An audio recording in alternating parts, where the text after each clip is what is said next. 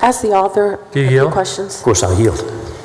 Thank you, Senator Hughes, and you did come over and speak with me and talked about the amendment. Yes, ma'am. The bill is being called the Chick-fil-A bill. Yes. However, Representative Krause said that this bill was drafted before this Chick-fil-A incident occurred. That's right. So what is the basis or precedent that showed a need for this bill? Because according to him, it was drafted before. Oh, Senator, that's right. This particular situation with Chick-fil-A arose this spring, early, at least it came to light while we were here in session. And so the bill originally is about the First Amendment and about recognizing that religious freedom and one's religious beliefs are obviously given a great deal of respect and deference in America. I know you know this. And so the originally filed bill was much broader about religious freedom and sincerely held religious beliefs. But when these events unfolded with Chick-fil-A, the need became very acute to focus the bill, and that's why the amendment that we've talked about came about, and that's the one that's focused on the Chick-fil-A situation. Well, I don't think folks were called the Chick-fil-A bill, but before that came out, and you can correct me, but I don't think that was being called that until this started happening with the airport in San Antonio. And I may be wrong, but that's my recollection. Okay, so you did come over and show me the amendment that dealt with the language regarding marriage. Yes, ma'am. Yes, I believe you're going to lay that out, or I'm not sure if you have. No, so we're on suspension, but if the Senate sees fit to suspend, then I do plan to lay that out as soon as we get the bill laid out. But if the intention behind the bill was not to damage or discriminate against the LGBTQ community, then why was the phrase beliefs or convictions regarding marriage included in the first place?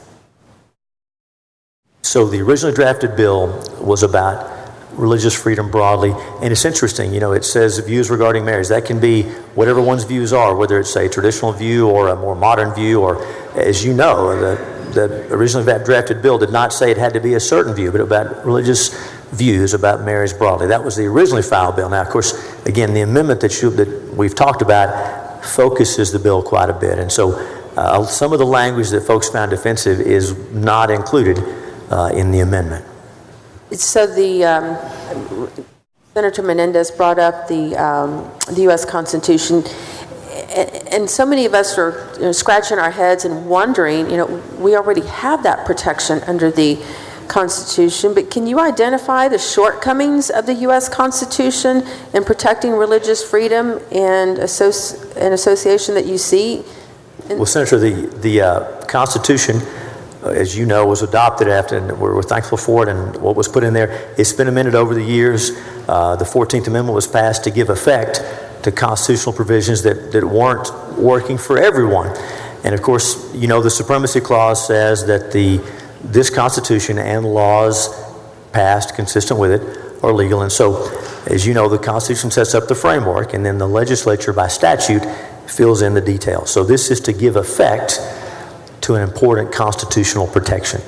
I wonder what the authors of the Bill of Rights or the Constitution are saying, would be saying today. But just to refamiliarize ourselves, I'm not going to read it word for word, but Congress shall make no law respecting an establishment of religion or prohibiting the free exercise thereof or abridging the freedom of speech, and so on.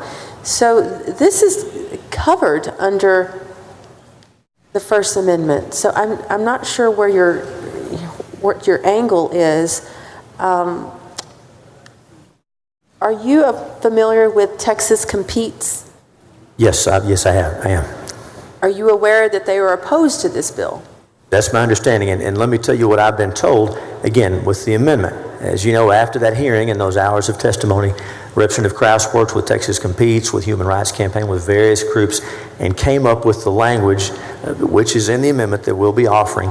And my understanding is at one time, Texas Competes and Human Rights Campaign were not for, but were neutral on this language. Now, I don't think that's still the case, but the language in that amendment that you and I discussed, that is the fruit of discussions, negotiations with Texas Competes and with Human Rights Campaign. I don't think they're for it today, but that is the result of negotiations with that group. And for anyone listening, in case you're not familiar with who Texas Competes is, we're talking about some of the corporations that are very vital to our economy in Texas and keeping us the #1 state to do business in with a very friendly business climate. We're talking about companies like IBM, Amazon, AIG, Allstate, Bank of America, Capital One, Cisco, General Electric.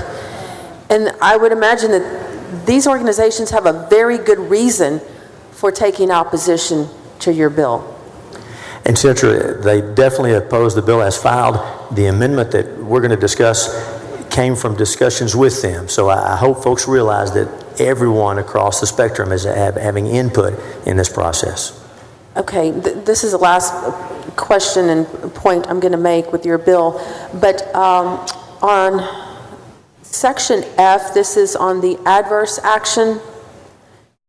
I'm concerned about that section, and I'm wondering if people will be able to use your bill to gain access, say, to UT Austin or to another college campus to hear a speech or a rally where the content is favorable to, say, ISIS or Hamas. Well, Senator, the only way that someone would be affected by this bill would be if they could show they were being discriminated against based on affiliation with or contribution to a religious organization as that's defined.